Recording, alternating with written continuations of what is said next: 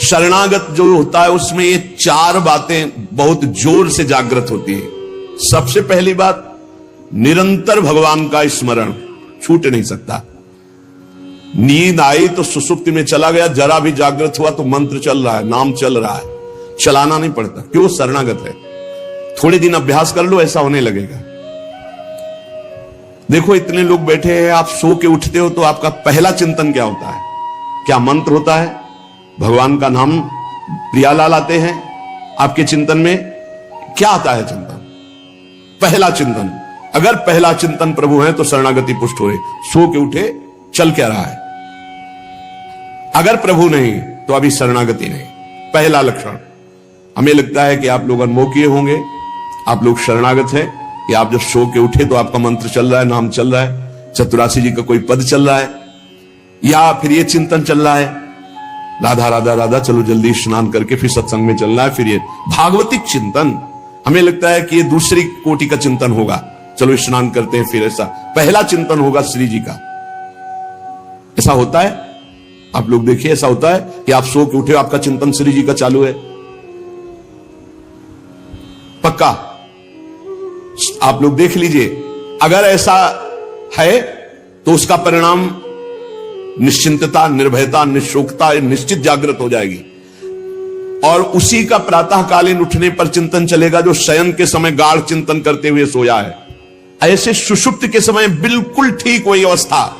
अगर आप जो चिंतन कर रहे हैं तो जगते ही वही चिंतन आएगा ये। और अगर जीवन भर भजन किए हो तो मरते समय वही चिंतन आएगा, पक्का। जैसे जगते समय ऐसे मरते समय। इसीलिए भक्त निश्चिंत हो जाता है शरणागत। पहला, शरणागति का जांच करो हृदय में, भगवान का निरंतर चिंतन, प्रभु का निरंतर भजन। अगर नहीं हो रहा तो किसी अन्य का आश्रय लियो, वस्तु का, व्यक्ति का, स्थान का, भोग का। लिख लो आप दिमाग में चाहे कागज में। उस आश्रय का मिटिया मेट हुए बिना शरणागति पुष्ट नहीं होगी। आप अगर ईमानदारी से छोड़ दो तो छोड़ दो, नहीं भगवान फिर जो कहते हैं ना कि जो मेरा होता मैं, फिर उनका जो ऑपरेशन होगा वो शायद है कि सह ना पाओ, क्योंकि शरणागत हो छोड़ेंगे नहीं। वचन से भी शरणागत हो आप छोड़ेंगे नहीं, तो उनका स्वभाव हम आपको बता रहे हैं। और हर ऑपरेशन बेहोश होके होता है। हमारे प्रभु ऑपरेशन होश का इंजेक्शन लगा करते, पहले होश का इंजेक्शन, पूरी चेतना, फिर ऑपरेशन करते, क्योंकि जड़ से मिटाना है। निरंतर भजन क्यों नहीं होता? इसका उत्तर है, आपका कोई अन्य आश्रय है, कोई है व्यक्ति, वस्तु, स्थान, पदार्थ, पद, कुछ है जिसको तुम भजन से भी अधिक मानते हो, प्रभु से भी अधिक मानते हो, इसीलिए आपका भजन नहीं होता। जो सर्वतोभावेन शरणागत है, भजन करना नहीं पड़ता, भजन होता है। चलना प्रदक्षिणा होती, बोलना स्तोत्र होता है, सोना समाधि होती है, भोजन पाना यज्ञ होती है, हर चेष्टा उनकी भजन होती है। दूसरा, अपने प्रभु से कुछ ना चाहें, यहां तक कि मोक्ष भी ना चाहें।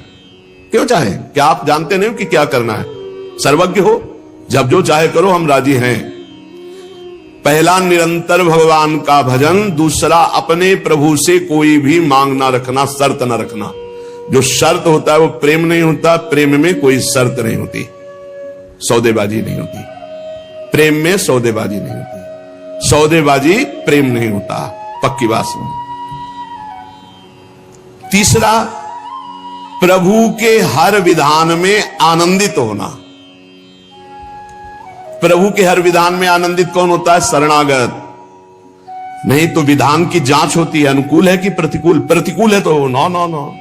ये जो कच्चाई होती शरणागति में, वो भरभरा जाता है, शोकित हो जाता है, इधर उधर डगमगा के आश्रय लेने लगता है। हर विधान उनका मंगलमय। चौथा, भगवान के किसी भी विधान में विरोध भाव ना करना।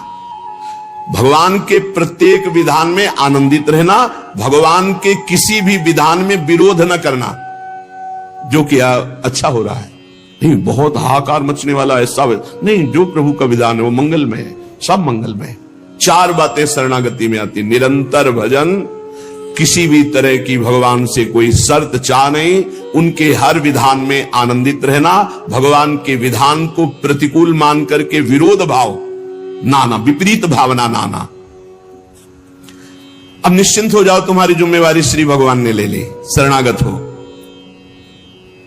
अब तुम्हें किसी भी तरह का दुख आवे तो उबना नहीं है, वो सुख है, दुख रूप लेके आ रहा है। जैसे माया दुख भेजती सुख रूप में, पार्सल में ऊपर लिखा होता है सुख, और जब खोलो अंदर तो होता है दुख। जिसे तुम सुख समझते हो ये सुख नहीं, सुख की छाया है, समझ पड़ती नहीं है, गिरधर की माया है, भारी दुख है। दुखालयम शाश्वतम में जो भी पोस्ट आता है आपके पास वो दुखद ही है। माया भेजती है सामने वस्तु व्यक्ति स्थान, उसके परिणाम में अशांति दुख और आपके भजन की हानि पक्का, ये देख लीजिए।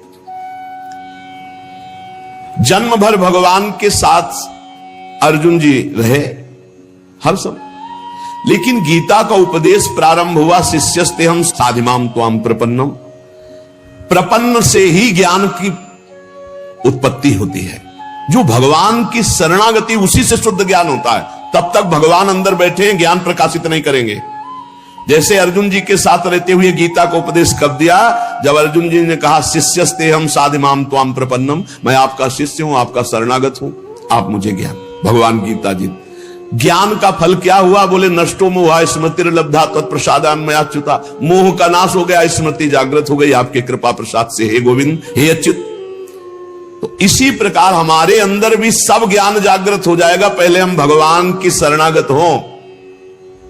त्वाम प्रपन्नम, भगवान का सर्व समर्पण भाव ही सब दिव्यताएं जागृत करता है।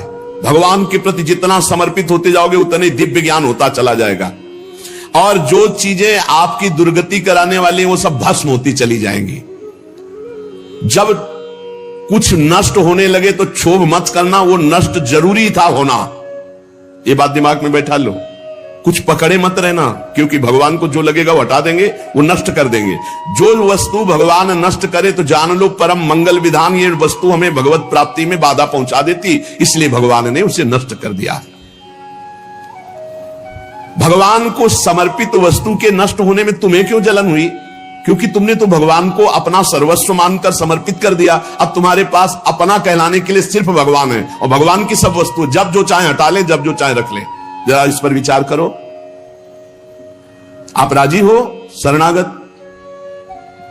आपके पास अपना कहने वाला शब्द केवल भगवान के लिए है, और जो भी कुछ आपके पास है वो सब भगवान का है। वो चाहे अभी बुला ले, चाहे वर्षों रखे, चाहे अभी नष्ट कर ले, चाहे और बढ़ा दे। क्या राजी हो इस बात में शरणागति पर? अंदर से देख लो, तुमने तो दे दिया भगवान को, और तुम्हारा था कब, और वो था कौन, तुम्हें पता है? नहीं पता। इसी अज्ञान का नाश करने के लिए पहले ये बात स्वीकार करो, अपना कहने के लिए हमारे पास अब एक बात रह गई है, प्रभु। हमारे पास जो कुछ है, शरीर, मन, प्राण, आत्मा, परिवार, धन, संपत्ति, सब प्रभु को दे दिया। शुभम तभी वास्यता। अब जब प्रभु को दे दिया तो जब मन आवे तब ले ले। जैसे हम अपने घर की कोई वस्तु किसी को दे दिया, वो कह रहा है रखे रहो, हम ले लेंगे। अब जब कभी वो ले ले तो ईमानदारी से हमको दुख नहीं होना चाहिए, क्योंकि हमने उसको दे दिया। अब आप देख लीजिए, तुम जो भी करते हो वो मेरे को समर्पित कर दो। एक एक बात समझ लो। यहां यत करो से कहा है, ये करो ऐसा नहीं कहा। तुमसे जो भी हो रहा है तुम भगवान को समर्पित करो। पहला काम ये, हम शरण में जा रहे हैं, सर्वधर्मान परित्यज्य।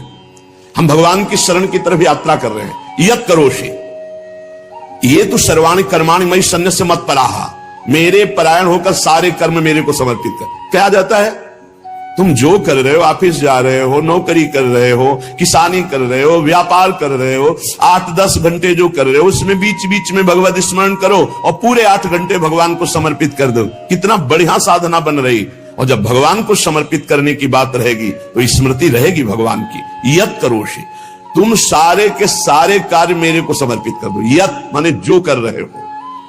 तो क्या उसमें पापाचरण भी होता है क्या? तो क्या भगवान के लक्ष्य रखने वाले उपासक में पाप वासना वाली बातें रहती क्या? इसका मतलब सत्संग सुना नहीं, इसका मतलब सतमार्ग में भी तुम्हारा प्रवेश नहीं हुआ। नहीं तो ये प्रश्न ही नहीं उठता कि भगवत मार्ग में चलने वाले का कदम कुमार्ग में चला